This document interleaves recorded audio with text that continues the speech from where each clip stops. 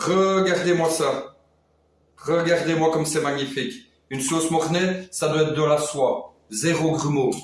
Juste du bonheur. Au niveau des ingrédients, on part sur un demi-litre de lait, 50 g de farine, 50 g de beurre pour faire le roux, 100 g de gruyère, Emmental, un fromage râpé de votre choix, et 2 jaunes d'œufs pour le côté gourmand. C'est parti, on commence par le roux. Alors c'est parti, on met directement les 50 g de beurre. On les fait fondre gentiment. Le beurre est fondu, on va venir rajouter directement la farine.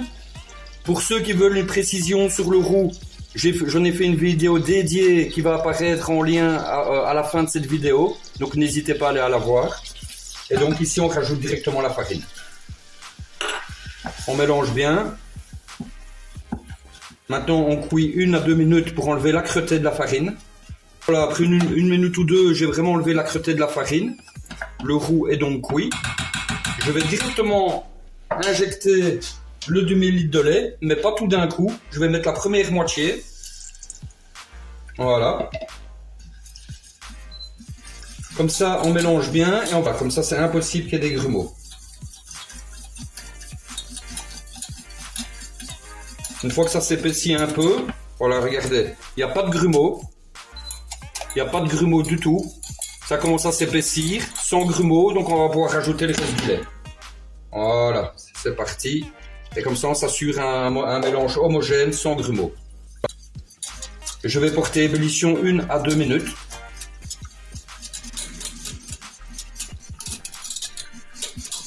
Voilà, aucun grumeau. Il n'y a plus qu'à porter ébullition.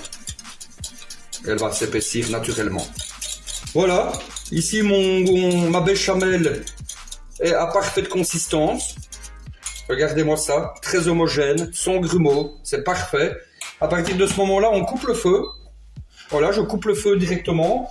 Je vais rajouter le sel, le poivre noir, de la noix de muscade, pas mal. Et on vient rajouter directement les 2 jaunes d'œufs. On mélange.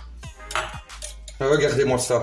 Ce côté gourmand avec les jaunes d'œufs. Regardez la coloration qu'elle prend. C'est magnifique.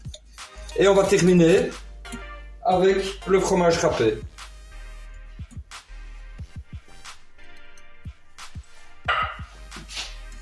Et voilà une superbe sauce Mornay, les amis. Regardez-moi ça.